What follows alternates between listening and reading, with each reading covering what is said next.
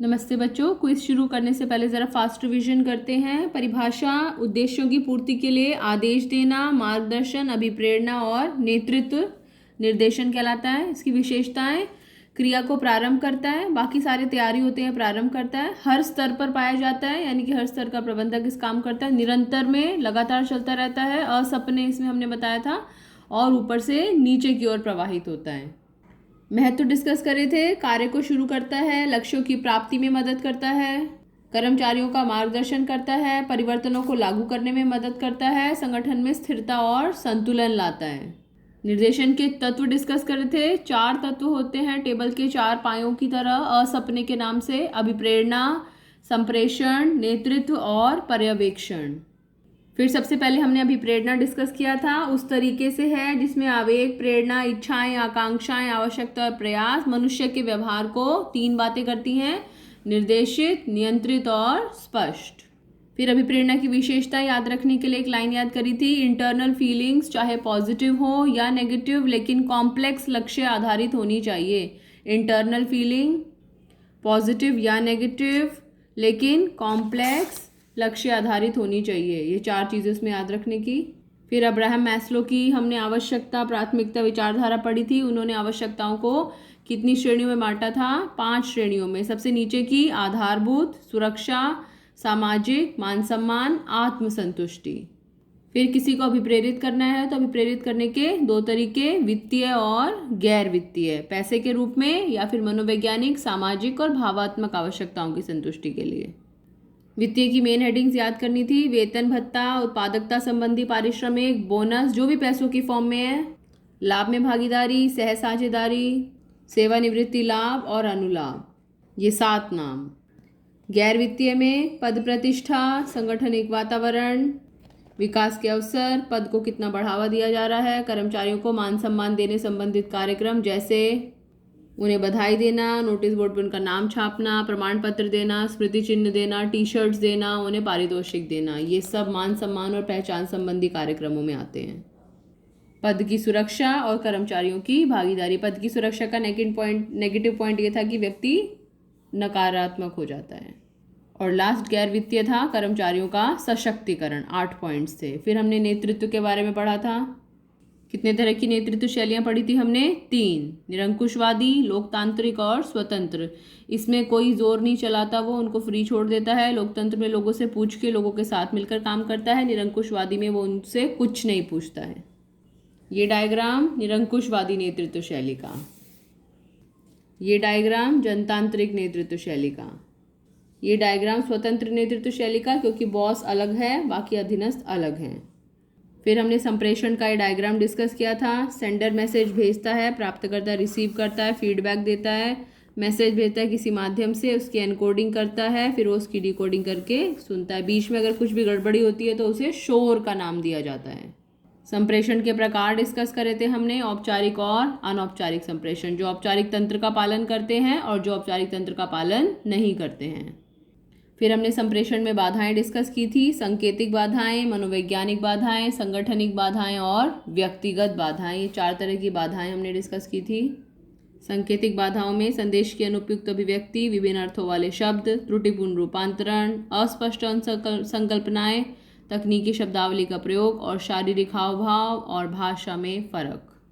मनोवैज्ञानिक बाधाएं: समय से पहले मूल्यांकन, सावधानी का अभाव, संप्रेषण के प्रसारण में लोप, या तो शोर की वजह से या बहुत सारे लेवल्स की वजह से, और अविश्वास, जब अधिकारी का अपने अधीनस्थ में विश्वास नहीं है और अधीनस्थ का अपने अधिकारी में विश्वास नहीं है। फिर संगठनिक बाधाएं। संगठनिक बाधाओं को याद करने का तरीका: संगठनिक नीति, नियम, संरचना, सुविधाएं और पद अलग से। आखिरी में 4 व्यक्तिगत बाधाएं: सत्ता के सामने चुनौती का भय, बॉस को उसमें अविश्वास, अधीनस्थ में, और अधीनस्थ को बॉस से बात करने में अनिच्छा, और उपयुक्त प्रोत्साहनों का अभाव। अगर कोई प्रशंसा नहीं, कोई सराहना नहीं, कोई प्रतिफल नहीं। Okay, chapter finish. अब क्विज की तरफ चलते हैं। टोटल 26 मार्क्स का क्वेश्चन है। हर क्वेश्चन 1 नंबर का है। सही आंसर होते अपने आप को 1 मार्क दे दीजिएगा। क्वेश्चन नंबर 1: प्रत्येक स्तर पर हर प्रबंधक निर्देशन का काम करता है। हर स्तर पर हर प्रबंधक निर्देशन का काम करता है। यह निर्देशन की कौन सी विशेषता है? उसकी हेडिंग सोचिएगा और फटाफट शॉर्ट करके लिख लीजिए। क्वेश्चन नंबर 2: यह मास्लो की आवश्यकता क्रम श्रृंखला की सबसे उच्च स्तरीय आवश्यकता है, सबसे ऊंची वाली आवश्यकता का नाम यहाँ पर आप लिख कर रखिएगा।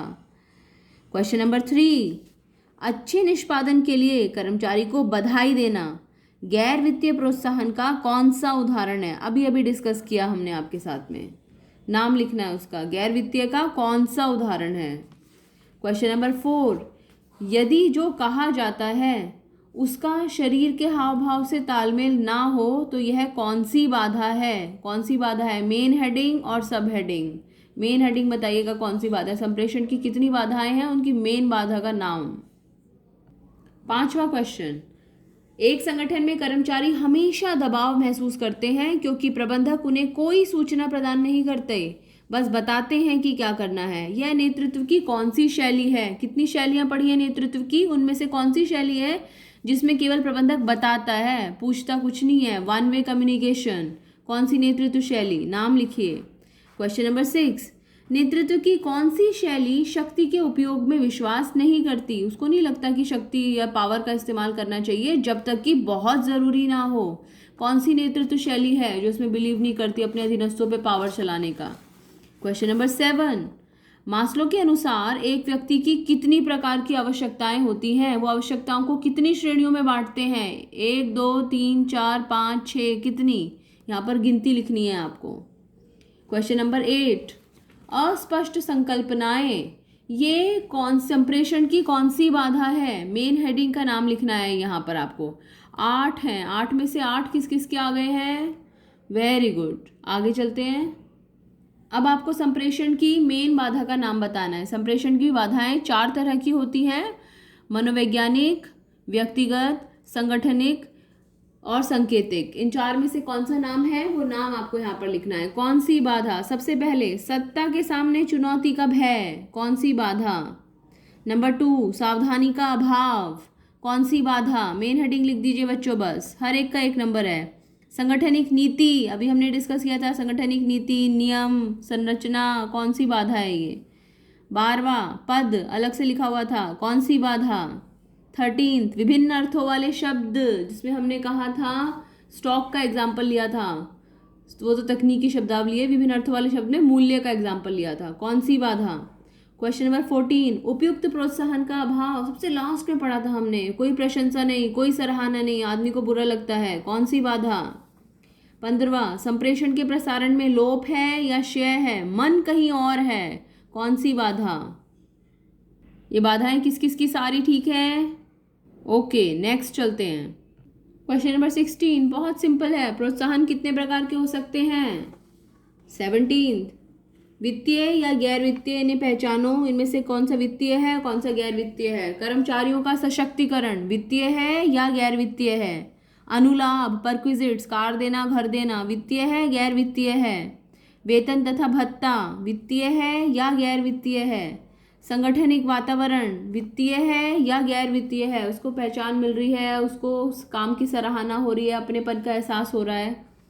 ई पार्ट, पद का संवर्धन, हमने कहा था उस व्यक्ति को प्राइम मिनिस्टर का सेक्रेटरी बना दिया, वित्तीय है या गैर वित्तीय है? कर्मचारियों की भागीदारी, उनसे संबंधित निर्णय लेने में, जलपान गृह में पूछने क्या बनाना है, वित्तीय है कि गैर वित्तीय? पद की सुरक्षा, उनकी पोस्ट को सुरक्षित कर दिया है, वित्तीय है कि गैर वित्तीय है? फिर विकास के अवसर, आगे बढ़ने के अवसर मिल रहे हैं उनको, बताइए वित्तीय है या गैर वित्तीय? सेवानिवृत्ति लाभ, रिटायर हो रहे हैं तो रिटायरमेंट के समय प्रोविडेंट फंड मिल रहा है, ग्रेच्युटी मिल रही है, पेंशन मिल रही है, वित्तीय है या गैर वित्तीय है? और लास्ट, बोनस, कुछ एक्स्ट्रा मिल रहा है, वित्तीय या गैर वित्तीय? इन दोनों में से जो भी है लिखिए और बताइए 26 में से किसके कितने मार्क्स हैं। जल्दी से जल्दी मेरे पास भेजिए, अभी डिस्कस करेंगे सॉल्यूशन इसका अगली वीडियो में।